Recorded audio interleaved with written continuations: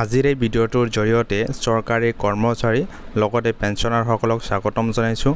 আপোনালোকৰ কাৰণে 8 পে কমিছনৰ ডাঙৰ আপডেট আহিছে আৰু এইটো হ'ল চৰকাৰী কৰ্মচাৰীসকলৰ বাবে এটা আশাৰ বতৰা আৰু চৰকাৰী কৰ্মচাৰীসকলৰ 1.83 গুণ বৃদ্ধি হ'ব পাৰে দৰমহা আৰু এই যিখিনি কথা এইখিনি কাৰ্যকৰী কেতিয়াৰ পৰা হ'ব সেইটো লৈ আহিল বিশেষ জাননী আৰু সেইটো কি জাননী আহিল আপোনালোকক এই ভিডিঅ'টোৰ জৰিয়তে গোটেইখিনি কথা আপোনালোকক জনাই দিম বুজাই দিম। আপোনালোকে ভিডিঅ'টো প্ৰথমৰ পৰা শেষলৈকে চাই থাকিব আৰু এনেকুৱা ধৰণৰ নতুন আপডেটসমূহ পাই থাকিবলৈ চেনেলটো সাবস্ক্ৰাইব কৰি ৰাখক আৰু এইবিলাক যেতিয়া লেটেষ্ট আপডেট আহিব আপোনালোকে মোবাইল স্ক্ৰীনত পাই থাকিব।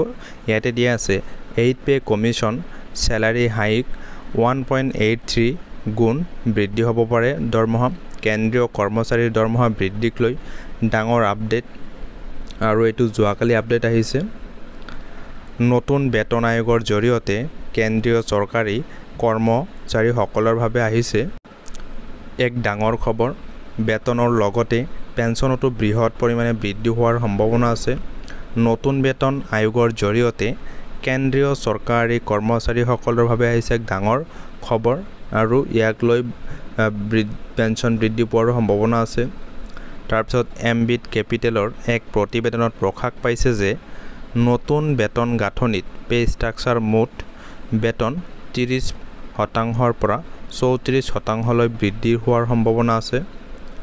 দেশজুৰি প্ৰায় 1 কোটি কেন্দ্ৰীয় চৰকাৰী কৰ্মচাৰী সেৱাত থকা আৰু অৱসৰপ্ৰাপ্ত উভয় এই বৃদ্ধিৰ লাভ ল'ব পাৰে। সম্ভৱতঃ এই নতুন আয়োগ 2026 বা 2027 বিত্তীয় বৰ্ষৰ পৰা কাৰ্যকৰী হ'ব। ইয়াৰ ফলত চৰকাৰী কোষাগাৰত প্ৰায়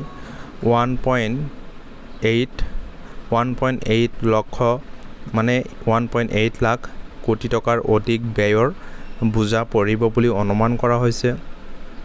বৰ্তমান কেন্দ্ৰীয় চৰকাৰী কৰ্মচাৰীসকলে 2016 চনৰ পৰা সপ্তম বেতন আয়োগৰ অধীনত বেতন আৰু পেঞ্চন লাভ কৰি আছে। সাধাৰণতে প্ৰতি 10 বছৰৰ মূৰে নতুন বেতন আয়োগ প্ৰযোজ্য কৰা হয়।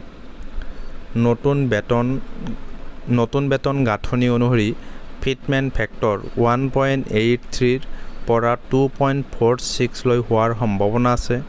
যদি ফিটমেণ্ট ফেক্টৰ 1.83 হয় তেন্তে ন্যূনতম বেতন হ'ব 18,000 টকাৰ পৰা বৃদ্ধি হৈ 32,940 টকা হ'ব 32,940 আৰু যদি ফিটমেণ্ট ফেক্টৰ 2.46 হয় তেন্তে ই 44,280 টকা হ'ব 44,280 টকা হ'ব পাৰে।